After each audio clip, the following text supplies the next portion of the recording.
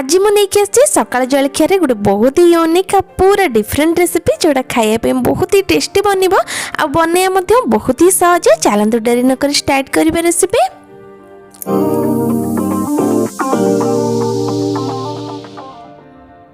ये रेसिपी बनने बहुत कम समय लगे, बहुत ही यूनिक वे बनवा और रेसिपीटा पूरा हेल्दी बनब। रेसिपी को फास्ट टू लास्ट देखूँ, जब भल लगे लाइक शेयर कमेंट करदे। जब चैनल नुआ अच्छा सब्सक्राइब बटन को क्लिक करके सब्सक्राइब करने। मुझे पाखापाखि 1 ରୁ 1.5 कप हम ग्रीन मटर नहीं आ ग्रीन मटर को मुझे ग्राइंडिंग जार रे दे दूचे। जदि आप चाहिए फ्रोजन वाला ग्रीन मटर यूज करेंगे, किंतु फ्रेश वाला ग्रीन मटर रे रेसिपीटा बहुत ही टेस्टी बनवा जोटा एबे मार्केट रे बहुत ही इजीली अवेलेबल अच्छी। एबे एथिरे 2टा कंचा लंका ऐड कर नोचे आ संगे 3 ରୁ 4 पाखुड़ा रसुण ऐड करनबा आ 1 ରୁ 2 खंड अदा मध्य मु एथिरे दे दूचे। एबे सब को भल कि ग्राइंड करने। ग्राइंड करने आगुरी 1 ରୁ 2 ଚାମଚ दही एठी ऐड करवा। फ्रेश वाला दही मु नहीं हल्का टैंगी फ्लेवर आसवा और खाइया पे बहुत ही टेस्टी बनवा। एक ग्राइंड कला बेले एथिरे आमे बिल्कुल भी पानी ऐड करबानी। मु एठी भल कि ग्राइंड करके नहीं आ एथिरे मु बिल्कुल भी पानी ऐड करनी।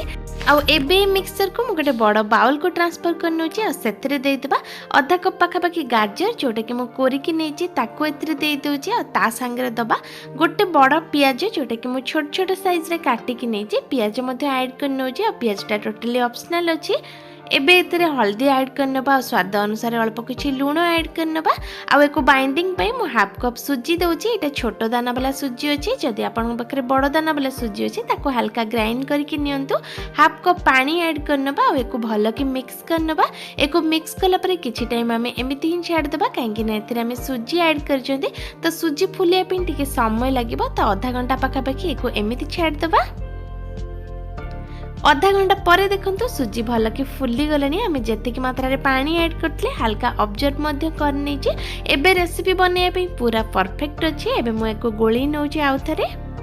पिठो हल्का मोटा लगुच तो मो पाखापाखि आधा कप पानी एथिरे ऐड करनोची। आपण जेतेबेले भी तैयारी करिवे हल्का देखि नेबे आपन को जेतिके कंसिस्टेंसी रो पिठो दरकार सेही अनुसार पानी ऐड करनेबे। एठी पाखापाखि मो 1 कप पानी ऐड करिछि, जहा आगुरु मो ऐड करथली आ तापर एबे मो ऐड करछि मिसे के पाखापाखि 1 कप हे जाइछि। एको आउ टिके टेस्टी बनेबे हाफ चमच गोलमरिच गुंड ऐड करनबा। एको भलो कि मिक्स करनबा। आपण चाहिले छोट छोट कंचा लंका मध्य ऐड करि परिबे, नहले लंका गुंड मध्य देई परिबे।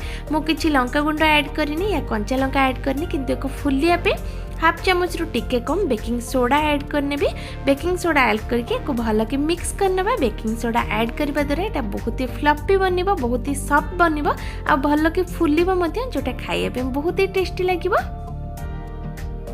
बेकिंग सोडा जगह आपण चाहिले इनो मध्य देई परिबे। इनो ऐड करके फटाफट गोले कि आपण रेसिपी तैयारी करि परिबे।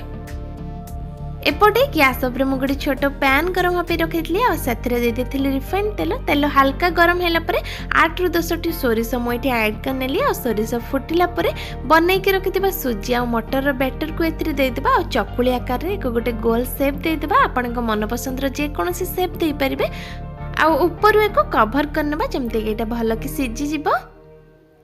3 ରୁ 4 मिनिट पर ऊपर भागटा भल के हवा स्टार्ट कलानी तो मो कवर बाहर करनेली और हाफ चमच तेल एठी दे देली। एबे को आमे आर साइड को उल्टे नबा। यार कलर देखंतु बहुत ही बढ़िया आछि, देखिया पे बहुत ही सुंदर लागुची और खाइया पे एटा बहुत ही टेस्टी लागिबो। एटा बहुत ही सॉफ्ट बनी थाए तो सेथि पे उल्टेला बेले हल्का भांगी मध्य जाई पारे। तो गोटे साइड टाण हैला पर ही आमे एको आर साइड को उल्टे नबा आ दुई पट साइड भल कि गोल्डन कलर आसला पर्यंत आमे एको भाजी नबा। एबे यार कलर देखंतु पूरा परफेक्ट हो जाइछि और दुई पट साइड भल कि भाजी मध्य हो जाइछि और स्मेलटा बहुत ही बढ़िया आछि। एबे मु गैस रो फ्लेम को बंद कर नोछि और ए भले भाबरे सब गुडा को बनै नोछि। पाखापाखि एटे 3 ରୁ 4 टी मु बनै कि रेडी कर नैछि। जदि आपण 1 कप सुजी नौचंदी बा हाफ कप सुजी नौचंदी आराम रे 2 जनक पई आपण जलखिया प्रस्तुत करि परिबे। एको टमाटर सॉस सहित दही रायता सहित खाइ परिबे, बहुत ही टेस्टी लागे। आशा करे आपण के रेसिपी पसंद आस्तिबो। शीत दिन घरे एको निश्चय थरे ट्राई करिबे, मते कमेंट बॉक्स रे जणाइबे। धन्यवाद।